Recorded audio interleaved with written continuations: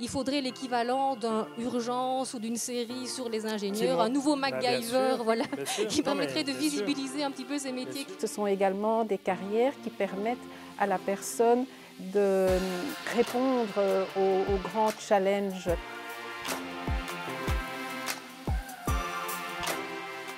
Cette année, on a voulu vraiment mettre l'accent sur les STEM, parce que les STEM, donc sciences, technologies, ingénierie et mathématiques, ce seront les domaines du métier futur. En Belgique, un petit peu plus d'un entrepreneur sur 3 est une femme.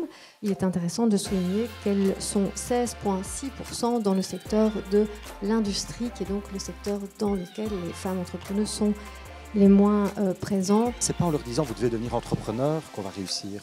En réalité, ce qu'on doit leur dire, c'est soyez vous-même et devenez ce que vous êtes. Et écrivez vous-même votre avenir. Quand on était aux Journées de l'Industrie et qu'on voyait toutes les entreprises qui s'offraient à nous, c'était tout le temps des grandes entreprises. On n'avait pas encore de propositions d'entrepreneurs. Il y a quelques années, c'était un métier qui était très très flou pour moi. Je ne savais pas ce que faisait un ingénieur, ce que faisait vraiment un technicien, un scientifique.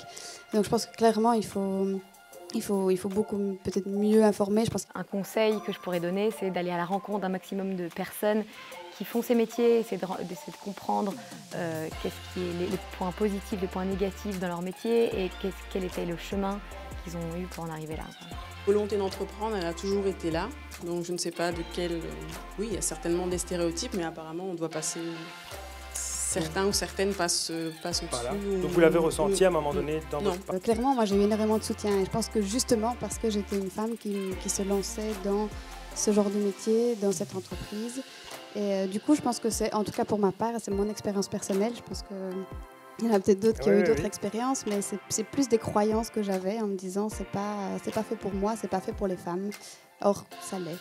Ce qui est très important, c'est maintenant aussi de changer la culture d'entreprise pour aller vers des entreprises qui sont inclusives. Et ce qui est très bien, c'est que ça ne peut pas se faire sans les hommes.